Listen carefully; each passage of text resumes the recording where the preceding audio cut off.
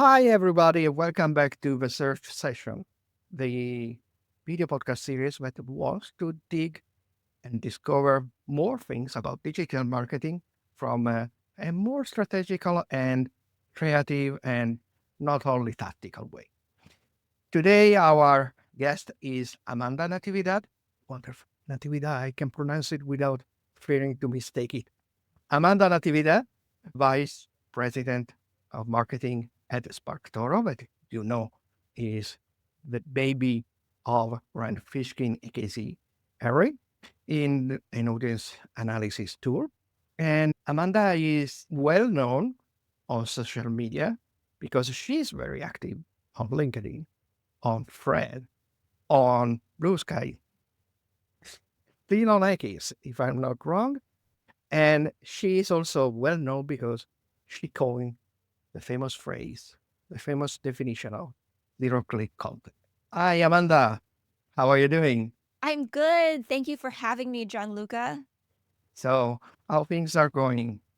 Good. You know what? I have to say, if I could give an award for the best pronunciation of my last name, I would give you 10 of them. Well, maybe you see, it's 20 years when I live in Spain, so Natividad is coming closer. I mean, well, you have a name. There is always a test, just to start with a lighter note. There is always a test. How the clerks of Starbucks write your name. So it's a classic. For example, Gianluca. I just say I'm Luca, so they are right. Also because Gianluca is a name that in Spanish, for instance, doesn't exist. But I remember Aleida. Aleida, she has a name that everywhere in the world but Spain, all the people at Starbucks invent substantially their name. So you are safe because your name is Amanda, but I wonder how they could write Natividad. Oh, they can't. Nobody can. They look at it and they say Nevada. And I'm like, I mean, not there is a big difference between Natividad and Nevada. very big difference. And then I definitely question our, American education system just on that alone. There are other reasons. Oh, yeah, yeah, yeah. So the first session, as I was telling you before the start of this episode, is wants to be a place where we can discuss about digital marketing in this era of passage where we are substantially living between what was the old way of doing marketing before the irruption of AI and maybe the future, which is not already here, where maybe things are going to be totally different. But not just about the change caused by AI, but a change that, especially in Spark Toro, especially Rand, and then also you, are a big, big vocal about. So the change of behavior of people may be forced by the same platform, social media platform, search platform, to maintain people inside their own ecosystem, but which is also somehow, I think, a reflection of a change of behavior or how people approach to finding solution on the internet or simply to consume content on the internet. But we are living and being enhanced by AI. So with you, knowing that you are the one that invented the concept of zero click content, therefore zero click marketing, I want to talk about this change of behavior that you have probably seen, obviously, and maybe is the zero click content and marketing the right way, the correct way to go, because not only because the platform are pretending people to stay in the platform, but because people has changed really how they consume content. So I think maybe what I'll say is something that's really interesting about zero click content or zero click marketing is that it's like it's a way of marketing, right? It's a way of going about marketing or creating content that a lot of the best marketers or fastest growing, brands, marketers, it's a way that they've kind of naturally evolved their marketing strategy, right? So when I say that I originated zero click content, a lot of what I'm saying is I noticed this trend and gave name to it. It kind of gave the definition around it and kind of allowed people who weren't doing it already to take their marketing to the next level. So this actually started out, what, maybe like 3 years ago now. I think this was in 2022 or so? Mhm. Yes, but, Yeah. Yeah, so I was telling, my colleague Rand Fishkin, I was like, "Yeah, yeah, we'll just." I don't even remember what it was exactly, but I said something like, "Yeah, how they do zero click content." And he said, "What was that?" And I explained it. I was like, "Oh, zero click content. It's when you create native to platform standalone content that has value in of itself and there's no need to click. But of course, it's better if people do." And Rand was like, "You should write a blog post on that." And what's funny is I remember thinking, "Oh, that's not a blog post. That's just a thing people already know. I don't think that needs to be a blog post." And Rand was like, "No, please write it. This needs to be a blog post." And so I did. And kind of much to my surprise, it took off in a way that I really couldn't have anticipated. Pretty shortly after that blog post, the counterintuitive way to succeed in marketing, shortly after that came out, I started seeing zero click content in job descriptions, like job descriptions for content and social media managers that said must be able to create zero click content. So I think it was something that a lot of people kind of knew they had to do, but didn't really have a framework for it, didn't have any shared terminology for it, and now we do. Yeah, yes, and I think that yes, it's the classic thing that you give for granted, but or that many people give for granted, but nobody, let's say, put it in clearly on paper. So Mhm, maybe they were not doing, or maybe someone was thinking, okay, I do also this thing. Something similar happened to me a few some years before you with zero click content experience you had. And I remember it was a classic, in this sense, a prior zero click content. It was a tweet. But I said, okay, people, if you want to understand search intent, you should look at the search result pages because Google is suggesting everything on the search result pages, which I think I was thinking everybody was somehow more or less doing. And the phrase was ending with, you must look, not just watch, mhm, because the difference between paying attention and just watching and scrolling. And all of a sudden, that tweet became viral in the SEO world because, and many people start to cite it.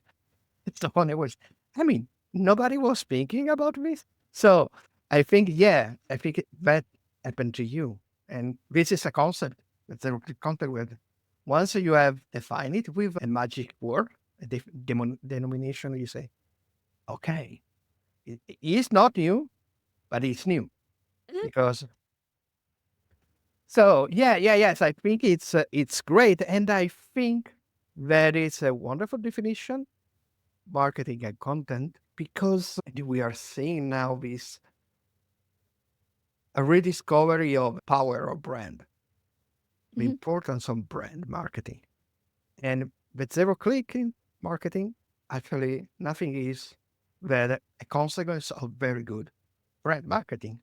Don't you agree? Yeah. Yeah, I think so, and I appreciate what you're saying about brand marketing, like, that we are I think what's interesting, right, is that it feels like we've come full circle in this digital era where now the classic tactics or the classic marketing tactics might just be what we need to do to win in marketing today. A lot of the brand focused activities and even a lot of the ways in which marketers have historically measured success in brand marketing, right? Not looking at like click through rates per se or, tracking all the attribution like exactly, precisely, because we can't do that anymore. I think what I'm referring to a lot with the brand marketing metrics is, now we have to rely on things like impressions. Like, are we increasing our impressions? Can we look at incremental lift in regions in which we are concentrating more of our marketing efforts? A lot of those things that I think that a lot that we can learn from our out of home advertising counterparts. Completely agree. And in fact, this is something in SEO, which is somehow a trend, is the concept of also because the smartest SEO is already moving away from the keyword centric type of strategy. And it's really more about visibility. Mhm, So, because it also has a consequence of the behavior of Google, for instance, of a zero click serve. So, maybe it's more important to be visible and more visible possible in all the potential search journeys people are doing inside Google, inside the ecosystem of Google, and now inside all the platform that people may use during a search session, let's say. And visibility is now the most important metric. The problem is then mhm. how can we make this visibility memorable? Yeah.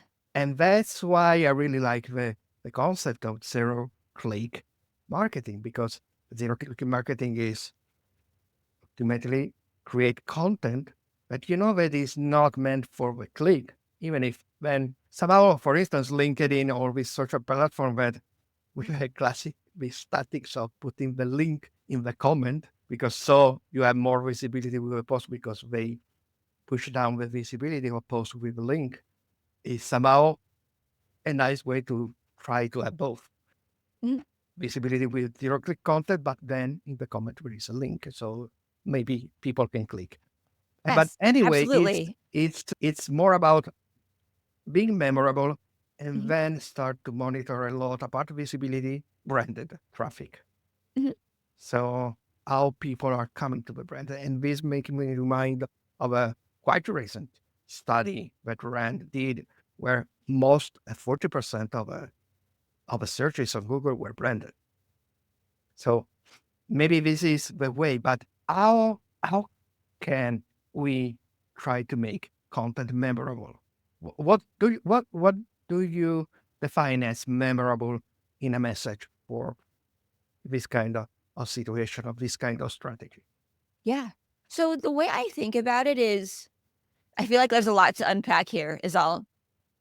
So one thing overall that I think is, we as marketers used to see visibility as the outcome, right? Like, hopefully we do all these things, we do them right, and then we'll get seen.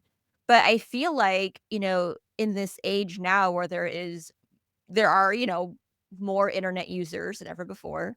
There's more content on the web every day than ever before. What we really need to do is figure out how to leverage visibility as a strategy, right? And that comes into and then here's where memorability comes into play. How do you create content that's memorable? So one way I think about it is or the main way I think about making content memorable is through novelty. Is this content novel in some way? And I think there are ways to make sure that your content is novel because I think people think that novelty is too subjective, but I really truly think it's more objective than most people think. And so novelty, what are ways that you can create content that is novel? It is one by sharing or creating a completely original insight, whether like a piece of like an insight, or it could be research, it could be an idea in your head that nobody has shared before. That's hard, of course, right? There are a lot of ideas that have been shared before, but Yes, and that totally hard. it's hard, right? But you can test this or you can get a sense of this by once you're working on a piece of content, you can search for it, right? And see, has anyone said this before? So that's one, like original insight. Another thing you can do is tap into the sort of myth busting or like counterintuitiveness, right? What is something that runs counter to what most people think? And there are a couple of examples of that come to mind in marketing, right? Like things you should never delete people from your email list. However, it's actually good to delete people from your email list. It's good to delete or remove the people who haven't opened your emails in a long time, because then you are refining and focusing that list, and it's just going to be people who really truly want to hear from you. That's something that's pretty counterintuitive, right? You can also do things like really tap into the positioning of the content, like position your message in a way that nobody has heard before, or in a way that taps into specific emotions that people haven't seen before either, or that even taps into a way that people have been feeling, but nobody has yet articulated in that way. Like the kind of post where somebody would read it and go, "Oh, finally somebody said it." I'm so glad someone finally put it in this way. This is what I've been feeling, but I didn't have the language to say it. Those are ways to engineer novelty in your content. Yeah, yeah. And was remembering also few things that obviously as an SEO and as a consultant, I've seen so many websites and so many search results. And for instance, a classic is why you should have a blog if you cannot maintain it instead. Or maybe you can maintain it, but you are substantially mass producing things that I do a classic test, that especially on mobile, you can put the view, the read only, view only text mode. So without only the text. So I do this test and pass from one blog post in a website to a blog post in another website. And even without quitting the template, I couldn't recognize what website is writing it. So maybe it's in this case, we should try to diseducate the business company to almost everything they've done until now because for trying to be visible.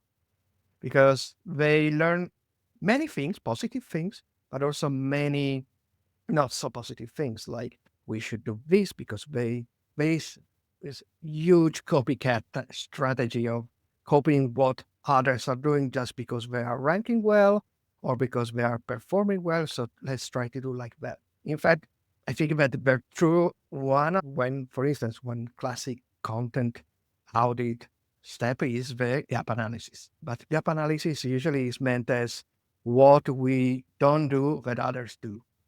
Mhm, But I mhm, think it's also the other way. What we do or what we can do that the others are not doing. mhm, And this comes to what you were saying, because maybe it's okay, we can do what they are doing, but in a totally different way. Instead of mm, writing a post, we can do a video instead of doing a video, or we can try to find, to create a tool for suggesting things that, like, design your own tour in Italy, for instance, with mhm, suggestion, with content popping up. So making things that are useful, original, and that are going to be remembered. So I think that this is the secret. And but for doing this, we also need to really know our audience. Many times, you know, if it happened to you, but many times you see that the companies don't really know them, don't mhm. really know what is its audience. Yeah, and this is a good segue, right? Because I'm talking about, you know, creating novelty, right? You're talking about gap analysis on either side, right? Like thinking about like, oh, what are the competitors doing that I'm not doing? And then what am I doing that my competitors are not doing? Right? We're talking about these things that are all novelty related, gap analysis related. And I hear this a lot, right? People will ask me, well, then how do you do that? Well, how do you make something that people haven't said yet? How do you say something that taps into what people are thinking? And then that's where I say, well, you have to do audience research. Like you have to research what your audience is doing, what they're thinking, what their pain points are, what problems they're trying to solve, right? That audience research is ultimately the key to that better marketing. right? You can use keyword research to see what people are searching for, right? That makes sense to do. And even, now, right, Gianluca, I'm sure you hear some naysayers. I'm sure you hear this all the time. SEO is dead. Don't care about keyword volume, but why not care about it? You should care about it. People should care about what their audience is searching for. So you can still look at that, but audience research will tell you who's doing the searching or why they're doing the searching, what problems are trying to uncover, right? Those, like, you need both of these things, right? You need to understand, like, what are the topics that most people in the audience are searching for? And then also, like, what do they know about it already? What other questions do they have that are not answered? What can I say that adds to the sort of information gain on this topic? And this kind of extends beyond content, right? Because if you're doing audience research and understanding your audience better, then you can do things like do better creator marketing, do better performance marketing, because you'll have new parameters or new definitions for what types of audiences to look for or to target. Completely agree. And I think that doing correct audience analysis also, for instance, it happened to me when before starting with a client, I did not a super in-depth audience analysis, but I tried to understand what kind of audience the client is going to target in order to present also, for instance, just to pitch better this potential client. And not one time, but quite many times, it happened to me that, okay, this client doesn't even need now SEO because the people are searching information about the kind of stuff that it sells or provides as a service in other means, in other channels. They are usually in forums. So you should be present in those forums or should be active in specific groups in Discord, something like this, because on search is not great search volume, is not mature as a market, for instance. This happened a lot with startup types of clients. But I let me try experiment with this feature of StreamYard for the first time. Yeah. In this, it's not really this guide, but this guide is wonderful because it's everything you substantially we were talking before. But you also wrote a big guide about how to Mhm. do audience research. And what I really appreciated is that you are making in the really beginning the difference between audience research and what was the other word? I know it in Italian and Spanish. Market research? The market research. Yeah. Yes, because and making the comparison is like comparing microeconomy with macroeconomy.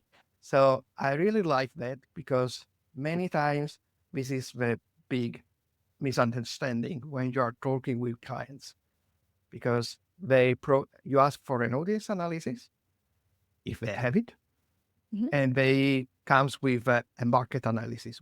For me, it's wonderful because okay, I can base the strategy on it, but then you are making me more difficult because I have to do the audience analysis by myself without your hints that already have.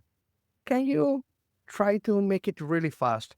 Explain to the people watching us what are the biggest differences? In audience research versus market research. Yeah, Okay. Yeah. So, I mean, the biggest differences are audience research is people centric and market research is market centric, right? It's landscape centric. So it is like microeconomics versus macroeconomics. And so through audience research, you get to know your target audience on that micro level and you learn all about your audience's needs, their preferences, where they frequent online, and the language they use to describe their problems. And through market research, you learn about your target market on that macroeconomic level, right? You learn about the overall industry trends, maybe what competitors are doing, right? You learn about things like the total addressable market, right? And your sales addressable market. Those are the things that are all landscape centric, the things that you do to suss out the overall market opportunity. And maybe one last thing I would say here is that market research tends to come earlier in the process before audience research. So it's sort of like one way to think about it is market research is something you do to understand whether you should create a product or start a startup, right? And audience research is what you do to figure out how to market to them. Yes.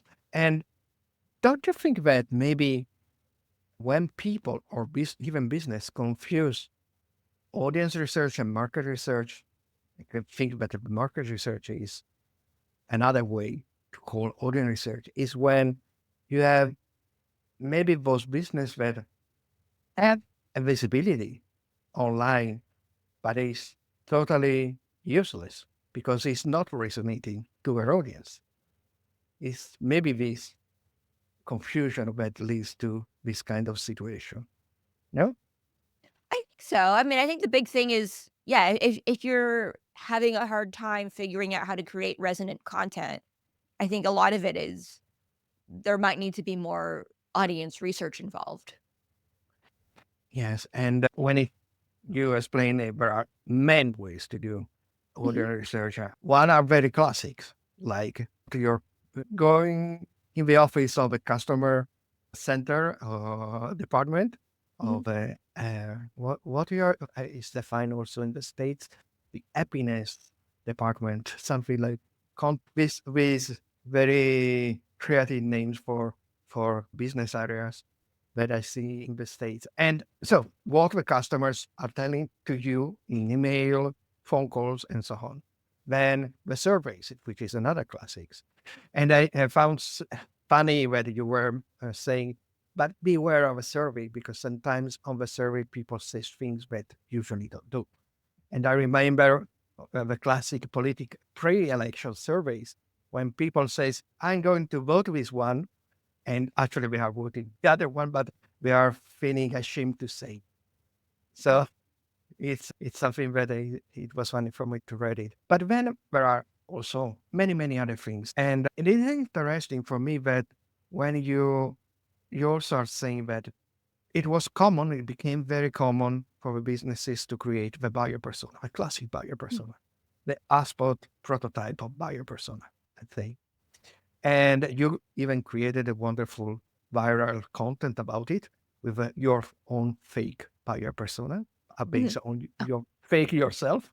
yeah. And but in reality, it's what should be this kind of anyway. We need a sort of identity of a profile definition of a persona in order to give a framework to the people that need to do marketing.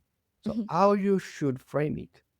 Yeah, I think the main quibble that I have with buyer personas is I think the most common quibble is that it's reductive, right? Like a buyer persona just kind of puts front and center someone's demographics and their job title, right? Like, and we are all more than our demographics, right? We as individuals are more than our age, right? Or our ethnicity.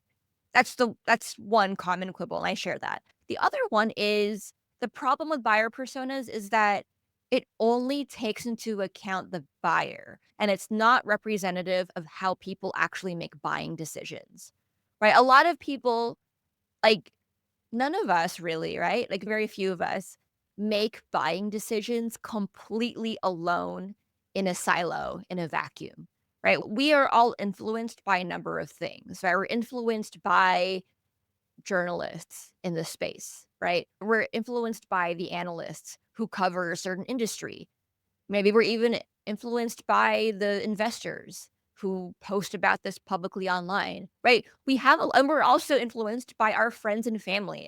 That's the biggest one, right? So if you're only focused on the buyer persona, like looking at just the demographics of the person who swipes their credit card, you're missing out on their huge bubble of influences. And so what I think is more helpful is to think a lot more holistically about this and by extension think more holistically about your marketing and look at this as audience personas. When you think about audience personas, then the buyer becomes a subset of that. And then you're also taking into account all the influences to that buyer. Friends and family, creators or influencers, like literal influencers, like people who have podcasts, YouTube channels, reporters, investors, competitors even, right?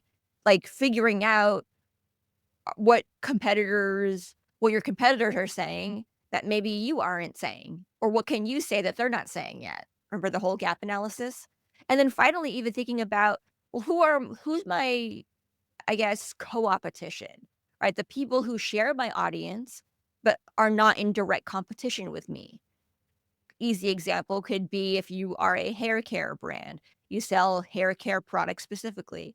Well, then very likely your co-marketers could be people who run beauty brands or skincare brands, right? Share your audience, but you don't make competing products, right? So thinking about the audience persona makes it so that you are thinking more holistically about your audience, your buyers, and the people who influence them. Yeah, yeah.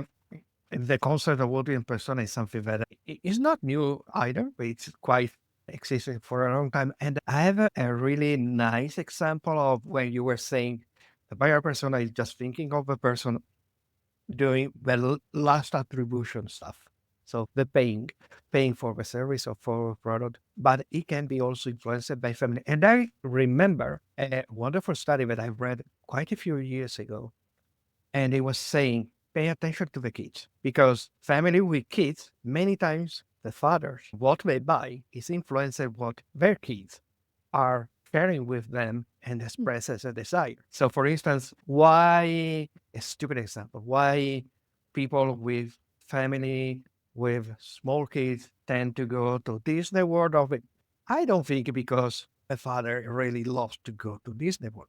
There is also that part, but because the kids every day during 6 months are saying, "I want to go to Disneyland. I want to Disneyland."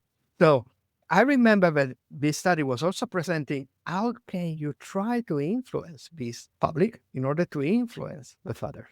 So this is a good example of what you were saying. And then the other one regarding more classic competitors who are not competitors. Many times I work with businesses that don't have a huge budget. They would love to do, for instance, to have a wonderful YouTube channel, but they don't have the budget for it. So why not going to the creators that are able to influence your target and start creating co-marketing action with them? So I just have it here. I'm a painter, mini painter lover. So Mhm. this is a classic in this field. The better best YouTube channel are not the ones by the creator, the companies creating these minis. It's the actual the painters, the YouTube channel of the painters. And so they are creating this sort of cooperation with these creators. So this is where the creator economy can be of help for businesses. So there is where you really need to understand who really influence your audience and not just be driven by the numbers. So what kind of criteria you use apart using specific tool? One of them is really is Sparktoro. What kind of criteria makes you understand that this, how you call it? Co, Co-marketer or co-marketing. yeah, but Uh, you call it a not oh, competitor, but co-opetition. yeah, Yeah. yes, competition is the correct for you. Are you? That's interesting. That's a good question. So I guess I would think about, so yeah, I threw out a couple words there, right? Co-opetition, co-marketing.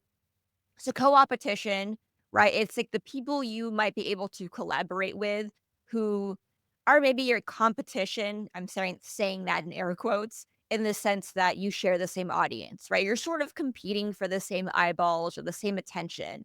However, your offerings are not competitive with each other, right? Think hair care and skincare, right? Could be a same audience, but different offerings, different value, different products. So I would say to tap into those to figure out the co-marketing opportunities. How can you market together? How can you collaborate together? So that's kind of where we're at right now. And what makes somebody a good potential co-marketer? that's where it might be helpful, right, to use a tool like SparkToro to see if maybe your audience is going maybe your audience who goes to your website is also going to their website. You can use similar web for this, right? Figuring out if your audience is going to both your websites. That's the first clue.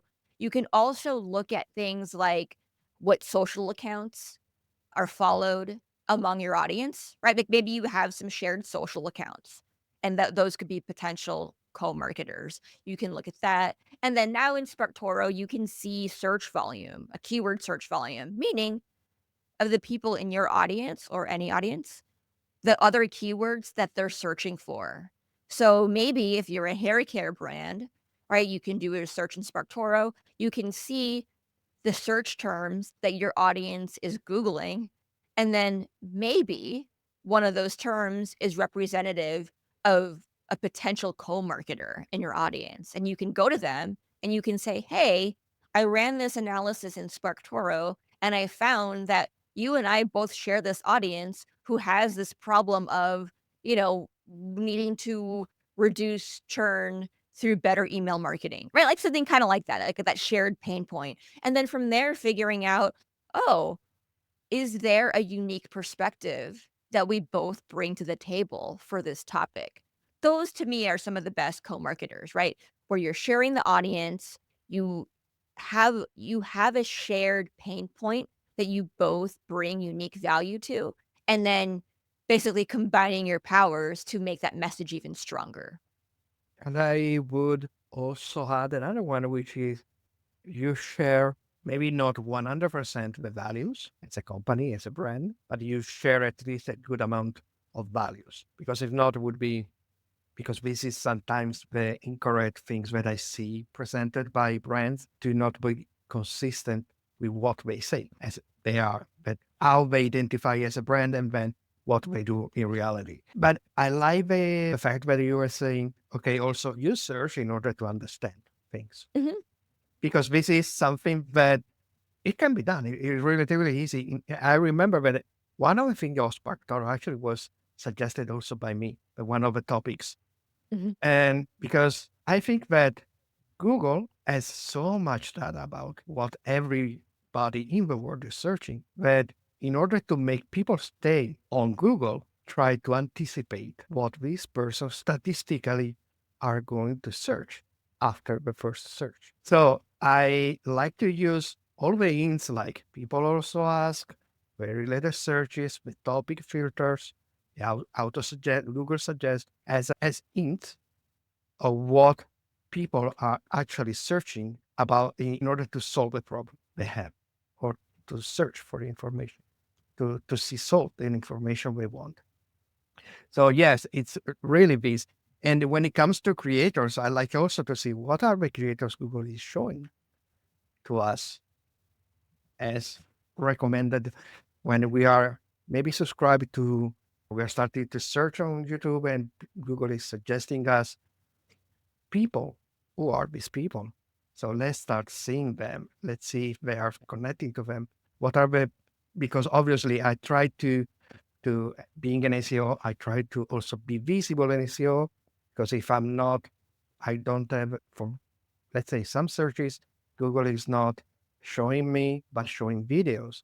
And I don't have videos. I want to be in the videos of the people that Google is showing on the SERPs.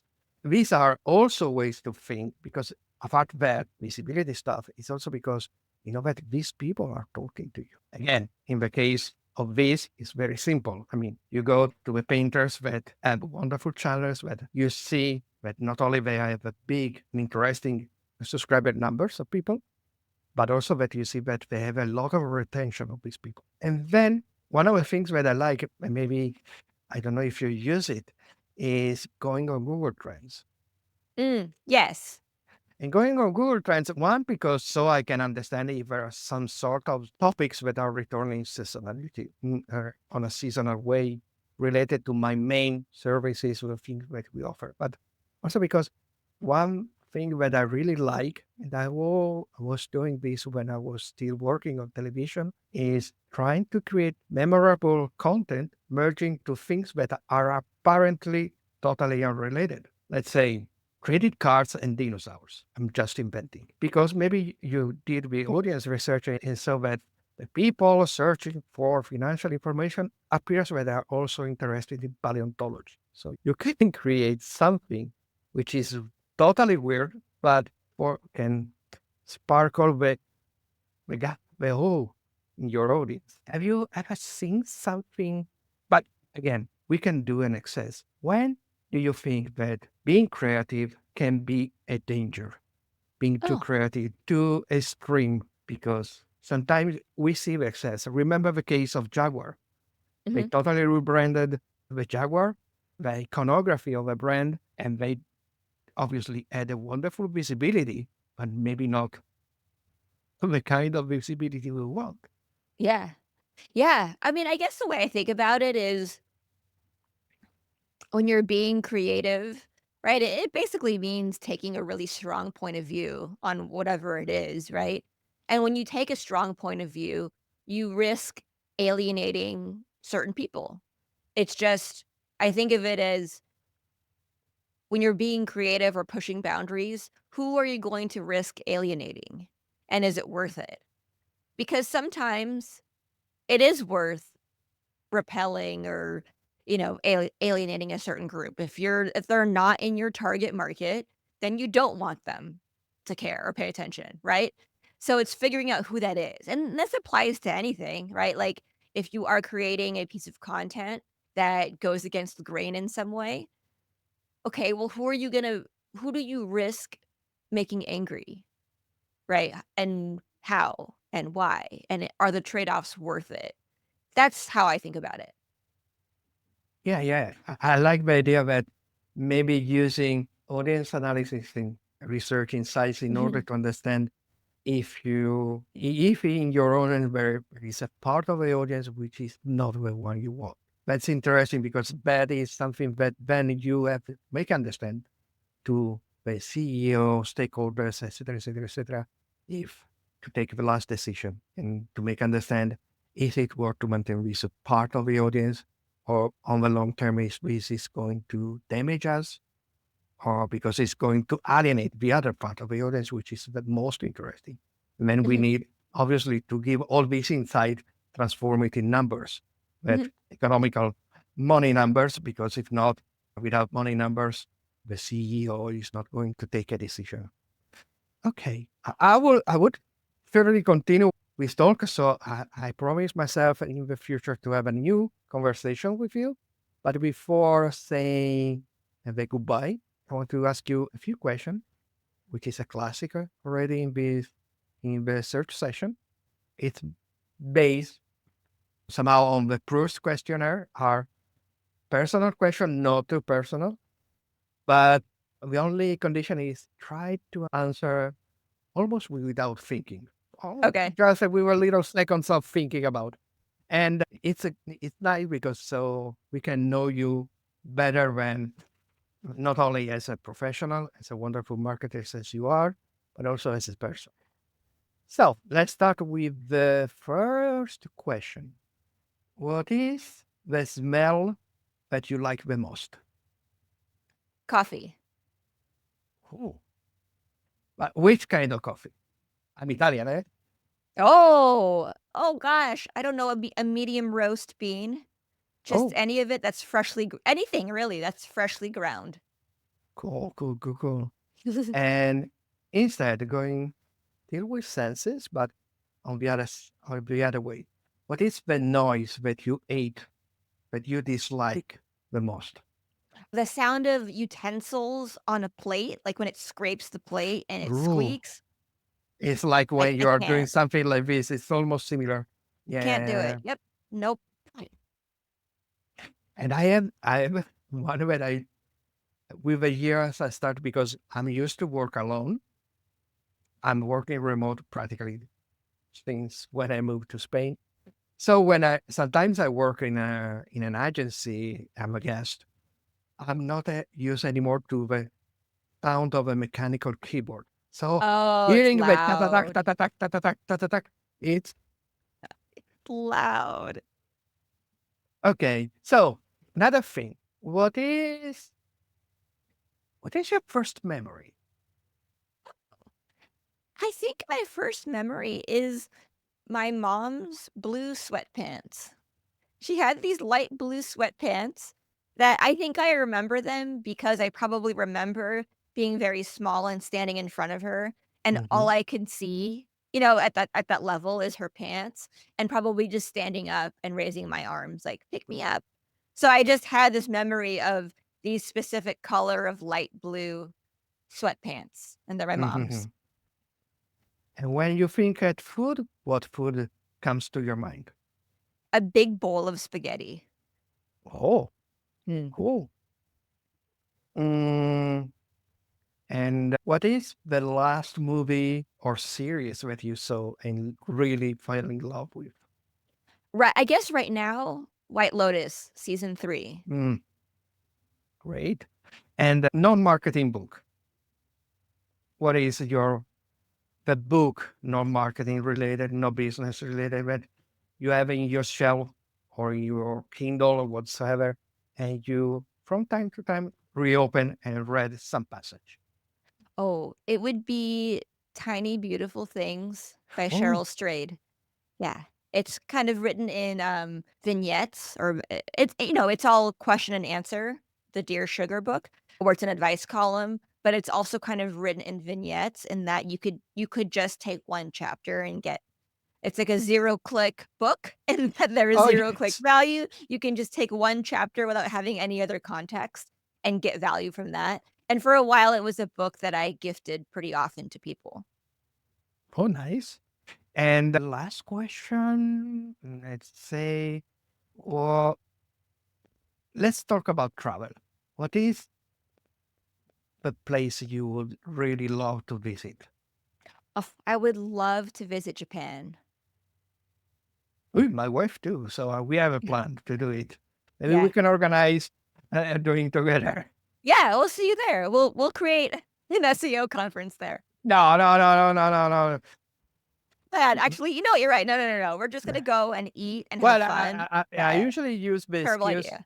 I usually use the excuse of SEO conference also as a way to visit places. But I know that, Yeah, and especially places that I know that would be hard for me to organize a travel with family or with my wife only because, let's say, for instance, I'm really pushing for people in New Zealand to create and organize a conference, an SEO conference in New Zealand. They invite me because I know that if not, it would be hard for me to go to New Zealand because my wife yeah, say too many hours of flight, 2 days of yeah. flight, no, antes muerta. Before I will die when going to New Zealand with you. So yeah, but yes, Japan is in our plan because Yeah, let's see. Thank you, Amanda. It was lovely to have you as a guest at the search so session. lovely. I I think that you gave a lot of value to all the people listening and watching to us. So no reason to be nervous. Okay. Thank you, Gianluca. This was You're so fun. welcome. We'll do it again soon, or in a couple Sure. months, maybe. Yeah, let's do it again. Whenever. Part 2.